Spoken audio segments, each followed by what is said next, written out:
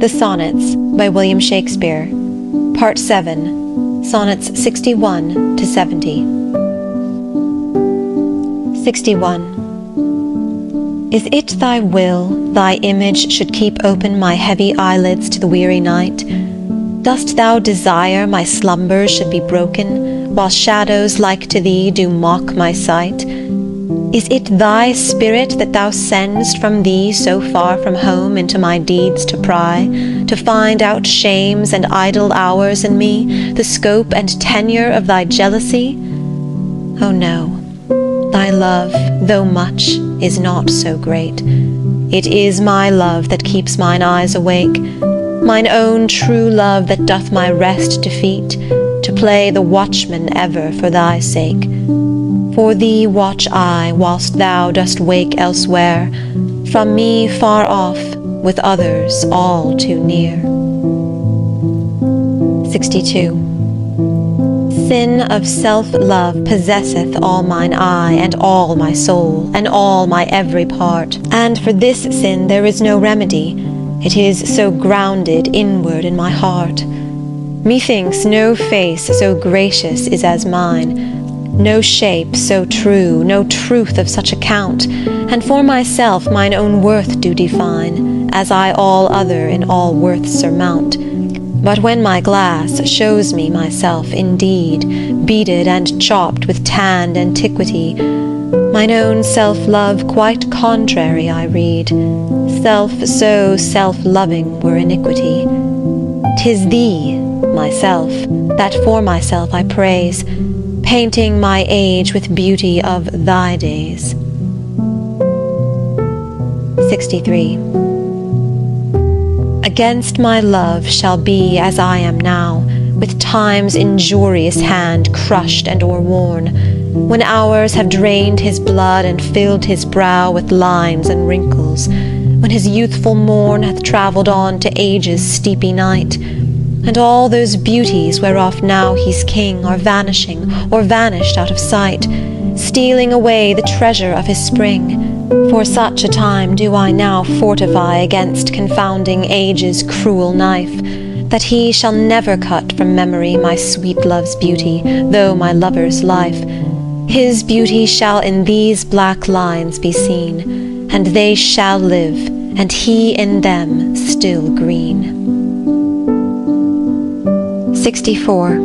When I have seen by time's fell hand defaced the rich proud cost of outworn buried age, when sometime lofty towers I see down raised, and brass eternal slave to mortal rage, when I have seen the hungry ocean gain advantage on the kingdom of the shore, and the firm soil win of the watery main, increasing store with loss and loss with store, when I have seen such interchange of state, or state itself confounded to decay, ruin hath taught me thus to ruminate, that time will come and take my love away. This thought is as a death which cannot choose but weep to have that which it fears to lose. 65. Since brass nor stone, nor earth nor boundless sea, but sad mortality o'ersways their power, how with this rage shall beauty hold a plea, whose action is no stronger than a flower? Oh, how shall summer's honey breath hold out against the wrackful siege of battering days, when rocks impregnable are not so stout, nor gates of steel so strong, but time decays? O fearful meditation! Where, alack, shall time's best jewel from time's chest lie hid?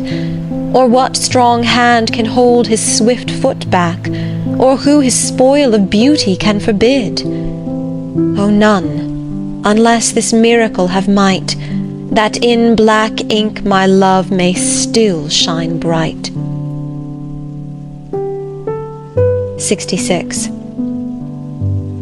Tired with all these, for restful death I cry, as to behold desert a beggar born, and needy nothing trimmed in jollity, and purest faith unhappily forsworn, and gilded honour shamefully misplaced.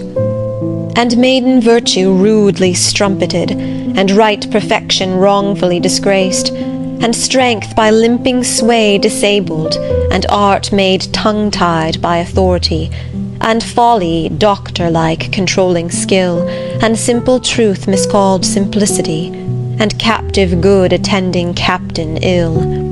Tired with all these, from these would I be gone, save that, to die, I leave my love alone. 67. Ah, wherefore with infection should he live, and with his presence grace impiety, that sin by him advantage should achieve, and lace itself with his society? Why should false painting imitate his cheek, and steal dead seeming of his living hue? Why should poor beauty indirectly seek roses of shadow, since his rose is true? Why should he live, now nature bankrupt is, beggared of blood to blush through lively veins? For she hath no exchequer now but his, and proud of many, lives upon his gains.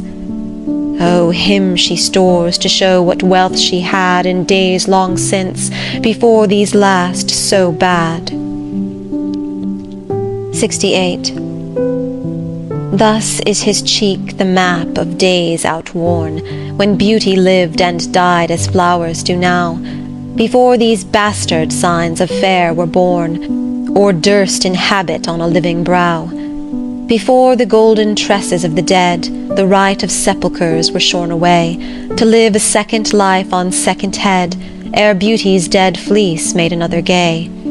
In him those holy antique hours are seen, without all ornament, itself and true, making no summer of another's green, robbing no old to dress his beauty new.